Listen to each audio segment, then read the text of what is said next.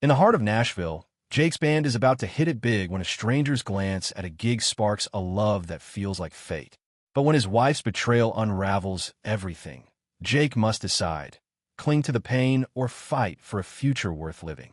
A story of heartbreak, redemption, and a comeback that'll hit you like a power chord. The neon glow of Broadway buzzed with life, Nashville's heart pounding through honky-donks and street performers. Jake Turner, 32, stood backstage at the Bluebird Saloon, tuning his guitar with the kind of focus that drowned out the crowd's chatter. His band, Neon Pulse, was on the verge of something big. A scout from a major label was rumored to be in the audience tonight. Jake's calloused fingers plucked a string, the note sharp and clear, cutting through the hum of anticipation. This was his shot, the one he'd been grinding for since he was a kid sneaking chords in his uncle's garage. The stage lights flared, and Jake stepped into their heat, his boots scuffing the worn wooden floor. Neon Pulse launched into their set, a blend of gritty rock and soulful country that had locals hooked. Jake's voice, raw and steady, carried the crowd through their first song, a tale of chasing dreams down back roads. Between verses, his eyes scanned the room, catching a woman near the bar. She wasn't clapping or swaying like the others. She stood still, watching, her gaze locked on him like she was reading the story behind every lyric.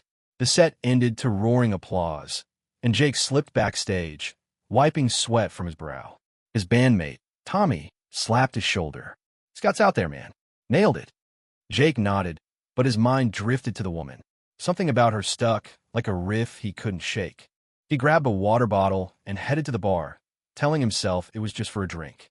She was still there, leaning against the counter, scrolling through her phone.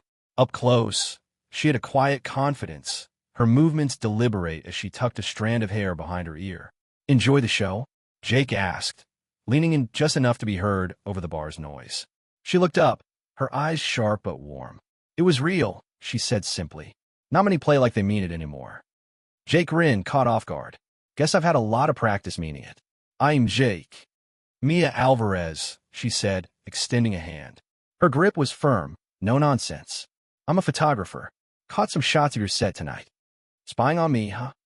Jake teased, but his curiosity was piqued. "What kind of photos?" "The kind that show what people don't say out loud," Mia replied, pulling up a shot on her phone. It was in mid-song, eyes half closed, guitar slung low, the stage lights casting shadows that made the moment feel alive. Jake stared, impressed. She'd captured something he didn't even know he was showing. They talked as the bar crowd thinned. Mia spoke about her work, how she chased raw moments, street musicians, kids playing in parks, old couples dancing in their kitchens. Jake shared stories of late-night songwriting sessions and the time he buskied for gas money. Their worlds clicked, different but aligned, like two chords in harmony. When Mia's friend called her to leave, she scribbled her number on a napkin. "Call me if you're ever free," she said, her smile a challenge. Jake did call 2 days later. They met at a taco truck on the edge of East Nashville, the kind of place with plastic chairs and killer salsa. Over greasy carnitas, Mia told him about her love for vintage cameras, how she'd hunt thrift stores for old Polaroids.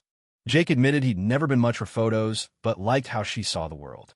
By the time they parted, the night air cool and buzzing with possibility, Jake knew he wanted to see her again.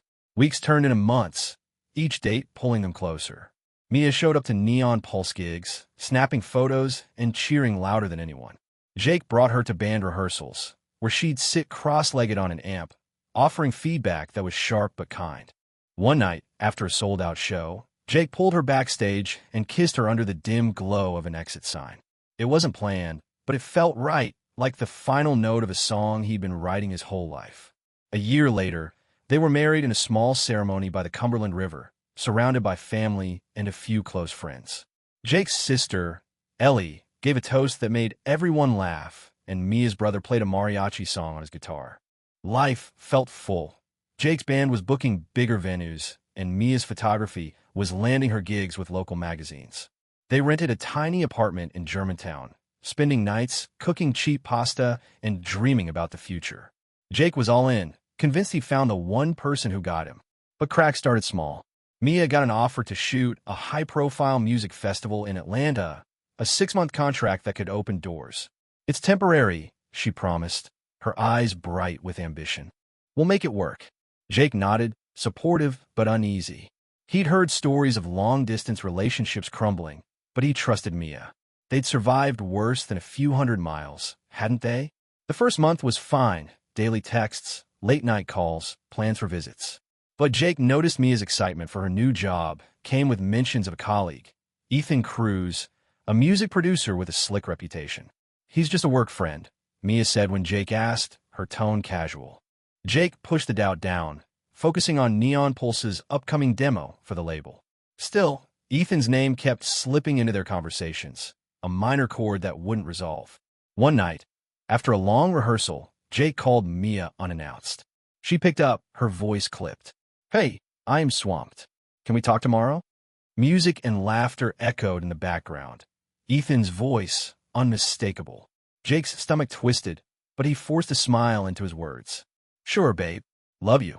She hung up quickly, and Jake sat in the dark, staring at his phone, the weight of something unspoken settling in his chest. Jake Turner leaned against the wall of a cramped Nashville studio, his guitar resting on a stand as Neon Pulse wrapped up a late-night recording session. The band was buzzing. Their demo had caught the ear of a label exec, and a contract was on the horizon. But Jake's focus was slipping. His phone sat silent on the mixing board.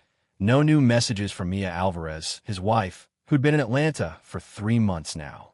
Her texts had dwindled from paragraphs to single lines, her calls cut short by work emergencies.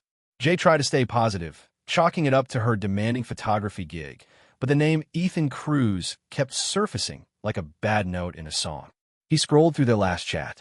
Mia's latest message, sent at 2 a.m. Read, late shoot with Ethan. Talk tomorrow? Jake had replied with a heart emoji, but the knot in his gut tightened. Ethan, the music producer she worked with, was no longer just a name dropped in passing. He was in her stories too often, helping with shoots, grabbing coffee, offering industry connections. Jake trusted Mia, or at least he wanted to, but the distance was carving out doubts he couldn't ignore. Yo, Jake, you good? Tommy, Neon Pulse's drummer, snapped him out of it, tossing a water bottle his way. You've been staring at that phone like it owes you money. Jake caught the bottle, forcing a grin. Just tired, man. Long day. He didn't mention Mia. The band didn't need his personal drama clouding their big moment. They packed up, and Jake drove home to their empty Germantown apartment, the silence louder than any stage he'd played. He called Mia, but it went to voicemail. Her cheerful greeting, "Hey, it's Mia, leave a vibe," felt like a stranger's voice. He didn't leave a message. The next week, Jake threw himself into music to fill the void. Neon Pulse booked a string of gigs, and he spent hours tweaking lyrics, chasing the high of a perfect chord progression. But every night, alone in their apartment, he'd check his phone, hoping for more than a quick miss you from Mia. Her social media told a different story. Photos from Atlanta's nightlife. Ethan tagged in shots at rooftop bars, his arms slung casually around her. Jake's jaw clenched, but he told himself it was nothing. Work friends. That's all. Then came the call that shifted everything. Mia's voice was rushed, excited. Jake, I got offered a permanent role here. Lead photographer for a new media company. It's huge. She paused, waiting for his reaction. Jake gripped the phone, his heart sinking. Belmano, what about us? We'll figure it out, she said quickly. You could visit more, or maybe we try long distance a bit longer. This is my shot, Jake. He wanted to support her, but the words stung. What about my shot? The label's circling, Mia. I need you here. The line went quiet, and when she spoke again, her tone was defensive. I'm not asking you to give up anything. Why can't you be happy for me? The argument simmered, neither backing down. They hung up with promises to talk later, but later never came. Days turned into weeks, and Mia's replies grew shorter, her excuses flimsier. Client dinner. Ethan's helping with a pitch. Be home late. Jake started noticing patterns. Her phone was off during odd hours, her stories vague. He confided in his sister, Ellie, over coffee at a diner. She's slipping away, Elle, he admitted, stirring his untouched coffee. This Ethan guy, it's not just work. Ellie, always blunt, leaned forward. You need to talk to her, Jake. Not text. Face to face. Fly to Atlanta. Show up. Jake hesitated. Surprising Mia felt risky, like he was testing a truth he wasn't ready for. But Ellie was right. He couldn't keep pretending everything was fine. He booked a flight for the next weekend, telling Mia he was coming to spend time together. Her response was lukewarm. Crazy week, but sure, let's make it work. When Jake landed in Atlanta, the city's bustle felt foreign, a stark contrast to Nashville's familiar rhythm. He took an Uber to Mia's temporary apartment, a high-rise in Midtown. His heart raced as he knocked, but no one answered. He waited, texting her, "I'm here. Where you at?" No reply. An hour later, he saw her pull up in a car with Ethan. They were laughing, her hand brushing his arm as they stepped out. Jake's chest tightened, the air sucked out of him. Mia froze when she saw him, her smile vanishing. "Jake? Why didn't you call?" "I did," he said, his voice low, eyes flicking to Ethan, who shifted uncomfortably. "Thought I'd surprise you." Ethan mumbled something about work and left, but the damage was done. Inside the apartment, Mia tried to explain. "It's not what you think. We were just grabbing food after a shoot. He's a friend, Jake." "A friend?" Jake's voice rose, sharp with hurt. "You barely answer my calls, but you've got time for him? What's going on, Mia?" She looked away, her hands twisting. "I've been lonely here. You're busy with the band, and Ethan, he's been around. It's not like that, but I got caught up. Caught up." Jake's laugh was bitter. "We're married, Mia. That's not how this works." The fight escalated, words cutting deeper than either intended. Mia admitted she'd leaned on Ethan emotionally, that their late-night talks had blurred lines she hadn't meant to cross. Jake felt the betrayal like a punch, not just in her words, but in the way she couldn't meet his eyes. He grabbed his bag and walked out, her pleas trailing behind him. "Jake, wait. I love you." The flight back to Nashville was a blur. Jake stared out the window, the city lights below fading into darkness. He didn't cry or rage. He just felt numb, like a song cut off mid-verse. Back home, he ignored Mia's calls and texts, each one a mix of apologies and excuses. He threw himself into band practice, but his heart wasn't in it. Tommy noticed, pulling him aside after a sloppy rehearsal. "Man, you're off. Talk to me," Tommy said, arms crossed. Jake shook his head. "Mia's not who I thought. I don't know what's next." Tommy didn't push, just handed him a beer. "You'll figure it out. You always do." But Jake wasn't so sure. The label deal was moving forward, but the thrill was gone. Mia's betrayal had cracked something fundamental, and he wasn't sure how to rebuild. Ellie, relentless as ever, dragged him to a local open mic night, hoping music would pull him out of the spiral. There, amid the chatter and clinking glasses, Jake noticed a woman on stage, strumming a guitar and singing a song about loss that hit too close to home. Her name was Sarah, and her quiet strength sparked something in Jake he thought he'd lost. Jake Turner sat in the back of a dimly lit Nashville dive bar, the open mic night buzzing around him. His sister, Ellie, had dragged him here, insisting he needed to get out of his head. Neon Pulse was on the cusp of signing a major label deal, but Jake's world felt like it was unraveling. Mia, his wife, had admitted to an emotional affair with Ethan Cruz in Atlanta, and the sting of her betrayal clung to him like humidity. He'd walked out of her apartment a week ago, her voice begging him to stay echoing in his mind. Now, back in Nashville, he was dodging her calls, each unanswered text a step toward letting go. On stage, a woman named Sarah had finished her set, her guitar chords fading into applause.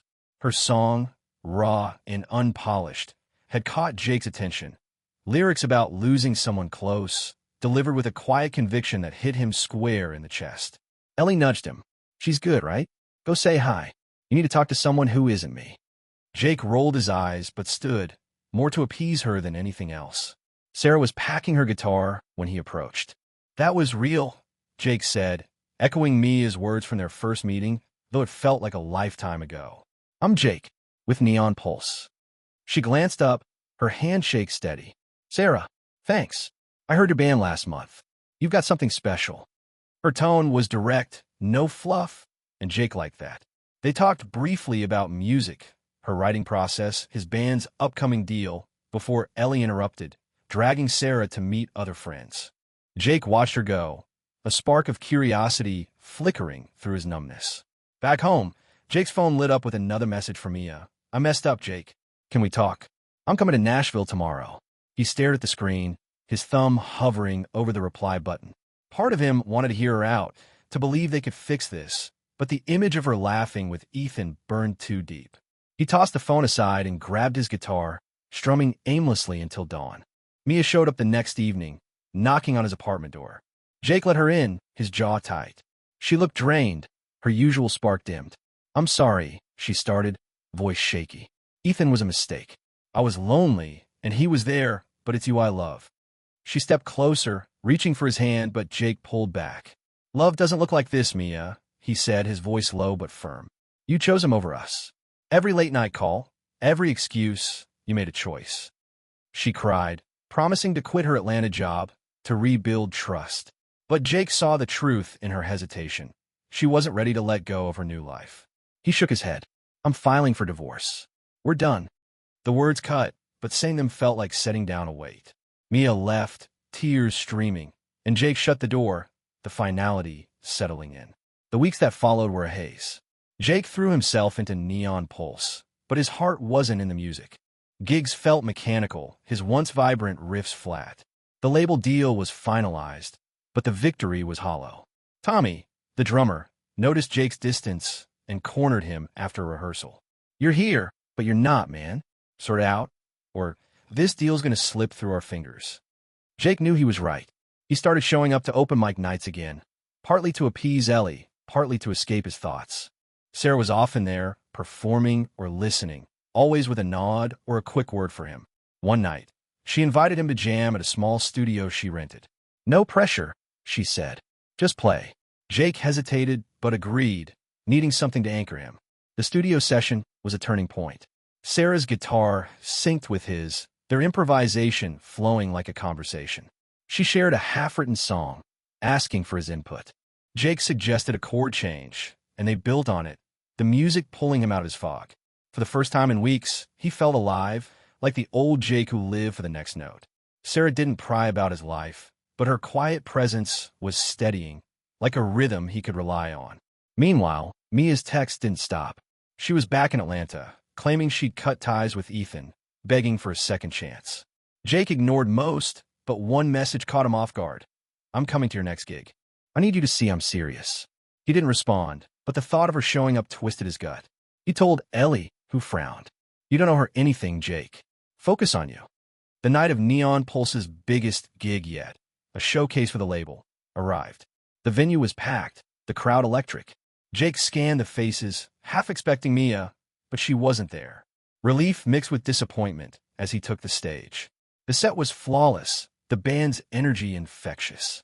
Afterward, Sarah found him backstage, grinning. "You killed it. That's the Jake I heard last month." They grabbed a drink at the bar, talking music and ideas for a collaboration. Sarah mentioned a song she'd written about starting over, inspired by her brother's death a year earlier. Her honesty, free of self-pity, hit Jake hard. He opened up about Mia, the betrayal, the divorce papers he'd just signed. Sarah listened, nodding. "You're not your mistakes or hers," she said. "You're what you build next." Her words stuck. Jake started meeting Sarah for writing sessions, their music a lifeline. One night, as they polished a new track, she got a call. A producer wanted to feature her song on a local radio show. She turned to Jake, eyes bright. "Let's submit our duet instead. It's better." Jake agreed, and they sent it off, the song a raw blend of their stories, his heartbreak, her resilience. The radio feature aired a week later, and the response was immediate. Listeners flooded social media, sharing clips, tagging Neon Pulse. The label exec called, wanting to fast-track their album. Jake felt the spark of purpose reignite, but Mia's shadow lingered. She texted again, "Heard your song. I'm proud of you. Can we meet?" Jake stared at the message, torn between closure and moving on. He showed it to Sarah, who shrugged. "Your call, Jake. Just don't let her pull you back." Jake knew what he had to do. He agreed to meet Mia one last time, not for her, but for himself. The decision felt like the final chord of a song he was ready to finish. Jake Turner sat at a corner table in a quiet Nashville diner, the hum of clinking dishes and low chatter filling the space. He'd agreed to meet Mia Alvarez one last time, not out of hope, but to close the door on their past. The divorce papers were signed, Neon Pulse was gaining traction, and his songwriting sessions with Sarah were breathing life back into him. Yet Mia's persistent texts, "I'm sorry, I want to make this right," had pushed him to this moment. He needed to face her, to say what hadn't been said, and walk away clean. Mia arrived, her steps hesitant as she slid into the booth across from him. Her eyes were red, her posture slouched, a far cry from the confident photographer who'd caught his attention at a gig 2 years ago. "Thanks for meeting me," she said, voice soft. "I know, I don't deserve it." Jake leaned back, arms crossed. "Say what you need to, Mia." His tone was even, but his pulse quickened, the hurt still raw. She took a shaky breath. "I screwed up, Jake. Ethan, he was a mistake. I got caught up in the job, the attention. I thought I could handle it, but I lost myself. I lost us." She reached for his hand, but Jake didn't move. "I quit the Atlanta job. I'm back in Nashville for good. I want to try again." Jake's jaw tightened. He'd rehearsed this moment, but hearing her words stirred a mix of anger and pity. "You didn't just lose us, Mia. You chose to walk away. Every time you picked him over me, you made a choice." He paused, steadying himself. "I trusted you, and you broke that. There's no going back." Mia's eyes welled up, but Jake didn't soften. He'd spent months unraveling her betrayal, piecing himself back together. "I forgive you," he said finally, "because I need to move on, but we're done." He slid out of the booth, leaving her with a nod and a quiet, "Take care." Driving back to his apartment, Jake felt lighter, like he'd shed a weight he hadn't realized he was carrying. He called his sister, Ellie, who'd been his anchor through the mess. "It's over," he told her. "Really over." "Good," Ellie said, her voice firm. "Now focus on what's next. You've got the band, the deal, Sarah. Don't let her pull you back." Sarah. The name brought a spark of warmth. Their duet had gone viral after the radio feature, and Neon Pulse was now prepping for a regional tour.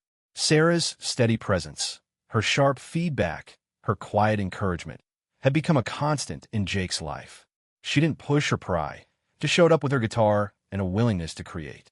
Their late-night writing sessions were as much about healing as they were about music, but Mia's return to Nashville cast a shadow. Jake heard through mutual friends that she'd taken a job at a local studio, trying to rebuild her photography career. Whispers of her fallout with Ethan Cruz circulated, how he'd promised her big breaks, then ghosted when a better opportunity came along. Jake felt a flicker of vindication, but it was fleeting. He didn't want revenge. He wanted peace. At a Neon Pulse rehearsal, Jake was off, missing cues and fumbling chords. Tommy, the drummer, called a break. "What's up, man? You were solid last week." Jake admitted Mia's return was messing with his head.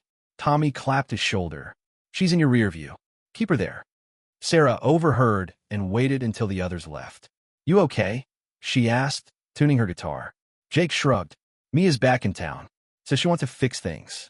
I told her it's over, but it's heavy." Sarah nodded, her expression calm. "You don't owe her your energy, Jake. You're building something real. Don't let her derail it." She strummed a soft chord. "Want to work on that bridge we started? Might help." They dove into the song, a raw ballad about second chances. Sarah's lyrics wove through Jake's melody, their voices blending in a way that felt effortless. By the end of the night, they had a demo ready for the label. Sarah grinned as they listened back. "This could be big," she said. Jake felt it too, a sense that this was more than music. It was a lifeline. The tour kicked off in Memphis, a string of small venues packed with fans singing along to their viral duet. Jake threw himself into the performances, the stage becoming his refuge. Sarah joined Neon Pulse for a few shows, her guitar adding a new layer to their sound. Offstage, they'd grab late-night burgers, talking about everything but Mia, her brother's love for old vinyl, Jake's first gig disaster. He started to notice how Sarah's laugh eased the tension in his shoulders, how her presence grounded him. Then came the call. Mia's number flashed on Jake's phone during a sound check in Knoxville. He almost ignored it, but something made him answer. Her voice was frantic. "Jake, I need your help. The studio I'm working for, they're screwing me over. Ethan's involved, pulling strings to tank my gigs. I don't know what to do." Jake's instinct was to hang up, but he heard the desperation in her voice. "What do you want from me, Mia?" "Just advice. You know the industry. I'm drowning here." She paused. "And I miss you." The words hit like a cheap shot. Jake ended the call, promising nothing. He told Sarah later, expecting judgment, but she just listened. "You don't have to fix her mess," she said. "But if you need help to move on, do it. Just don't get sucked in." Jake took her advice, meeting Mia at a coffee shop the next day. She explained how Ethan had spread rumors, costing her clients. Jake gave her the name of a lawyer who handled industry disputes, keeping the conversation short. "That's all I can do," he said. "You've got to figure out the rest." Mia nodded, thanking him, but her eyes lingered, searching for something he couldn't give. Back on tour, Jake felt unburdened. Helping Mia hadn't pulled him back. It had set him free. He and Sarah wrote another song, this one fiercer, about standing tall after a fall. The label loved it, scheduling a studio session to record it as their lead single.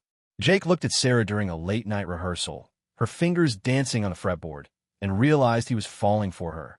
Not as a rebound, but as someone who saw him for who he was now, not who he'd been. As Neon Pulse prepared for their biggest show yet, a Nashville homecoming, Jake got word that Mia had settled her dispute, landing a new gig out of state. She was leaving again, this time for good. Jake felt no anger, no regret, just relief. The stage was calling, and for the first time in months, he was ready to answer. Jake Turner stood backstage at the Ryman Auditorium, Nashville's holy ground for music, as Neon Pulse prepped for their homecoming show. The band's viral duet with Sarah had skyrocketed their name, and tonight's sold-out crowd buzzed with anticipation. Jake's fingers grazed his guitar strings, nerves mixing with a clarity he hadn't felt in months. Mia Alvarez, his ex-wife, was gone from Nashville, her career salvaged but their chapter closed. Jake had found his footing, thanks to Sarah's steady presence and his own resolve to move forward. Tonight was about more than music. It was about claiming the life he'd rebuilt. The stage lights flared, and Neon Pulse launched into their set, the crowd roaring from the first chord. Jake's voice carried a new strength, honed by months of pain and growth. Sarah joined for their duet, her guitar weaving seamlessly with his, their harmonies raw and electric. The song, born from late-night writing sessions about second chances, hit the audience hard, a wave of cheers erupting as the final note faded. Jake caught Sarah's eye mid-song, her nod a silent reminder. "You've got this." Offstage, Jake's sister, Ellie, waited with a grin. "You're back, big brother," she said, pulling him into a hug. Sarah joined them, wiping sweat from her brow, and Jake felt a surge of gratitude for the people who'd pulled him through. The label exec approached, all smiles, confirming the release date for their lead single. "You're the real deal, Jake," he said. "Keep writing with Sarah. You two are magic." After the show, Jake and Sarah grabbed a late-night bite at a food truck, splitting fries and talking about the tour. Sarah mentioned a new song idea, something about finding home in chaos, and Jake was already humming a melody. Their creative partnership had deepened into something more, though neither had named it yet. Jake liked how Sarah never pushed, letting things unfold naturally. She'd shared her own scars, losing her brother, rebuilding her life, and it made Jake trust her in a way he hadn't thought possible after Mia. But Mia's shadow lingered one last time. A week earlier, she'd sent a final message. "I'm sorry for everything, Jake. I'm starting over in Austin. Thank you for helping me." Jake hadn't replied, but the news brought closure. She'd faced the consequences of her choices, Ethan Cruz's betrayal, her career's near collapse, and was moving on. Jake didn't wish her ill. He just wanted her out of his story. The next day, Jake met Ellie at a park for coffee, a habit they'd kept since his darkest days. She brought up Mia unprompted. "Heard she's gone for good. You okay?" Jake nodded, sipping his coffee. "Yeah, I don't hate her. She made her mess, and she's dealing with it. I'm focused on what's ahead." Ellie smiled, proud, and changed the subject to the band's next steps. That night, Jake invited Sarah to a quiet spot by the Cumberland River, where he and Mia had once married. The choice wasn't about erasing the past, but reclaiming it. They sat on a blanket, sharing a bottle of cheap wine, the city's lights reflecting on the water. Jake turned to Sarah, his voice steady. "You've been my anchor, Sarah, not just with music, with everything. I love you." Sarah's eyes softened, and she leaned in, kissing him gently. "I love you too," she said, no hesitation. They stayed there, talking about small things, tour dates, her quirky love for old jukeboxes, until the night felt like theirs alone. Weeks later, Jake planned a surprise. During a small gig at a local bar, he invited Sarah on stage for a new song he'd written, one he hadn't shown her. The lyrics were simple, about choosing love after loss, and as he sang, he pulled a ring from his pocket. The crowd hushed, sensing the moment. "Sarah," he said, voice clear over the mic, "I want every song, every day with you. Marry me?" Sarah froze, then laughed, tears in her eyes. "Yes," she said, and the crowd erupted as she hugged him, the rings sliding onto her finger. Ellie, in the audience, hooped louder than anyone, her phone already recording. The wedding was small, held at a friend's farm outside Nashville. Neon Pulse played a set, and Sarah danced barefoot in the grass, her guitar case nearby. Friends toasted to their future, and Jake's old bandmate, Tommy, gave a speech that had everyone laughing. It wasn't a fairy tale. There were late-night arguments over tour schedules, moments of doubt when Jake's past crept in, but they faced it together, talking it out, building something real. Mia faded from Jake's life entirely. Word reached him that she'd found steady work in Austin, her photography gaining traction. She didn't reach out again, and Jake was glad. Her betrayal had taught him what he wouldn't tolerate, but it also led him to Sarah, to a love rooted in trust and shared dreams. Months later, Neon Pulse's album dropped, the lead single climbing charts. Jake and Sarah wrote together daily, their home a mix of guitars and photo prints. One evening, as they jammed on their porch, Jake got a call. The label wanted them to open for a major act on a national tour. He looked at Sarah, who grinned. "We're doing this," she said, and they clinked their beers, ready for the next chapter. The moral wasn't revenge or bitterness. Mia faced her consequences, losing Jake, rebuilding alone, while Jake chose growth over grudges. He'd learned forgiveness wasn't about excusing her, but freeing himself.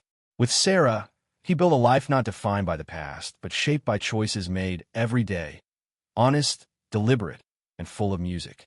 As they played their new song under the stars, Jake knew he'd found what he'd always been chasing, a rhythm that felt like home.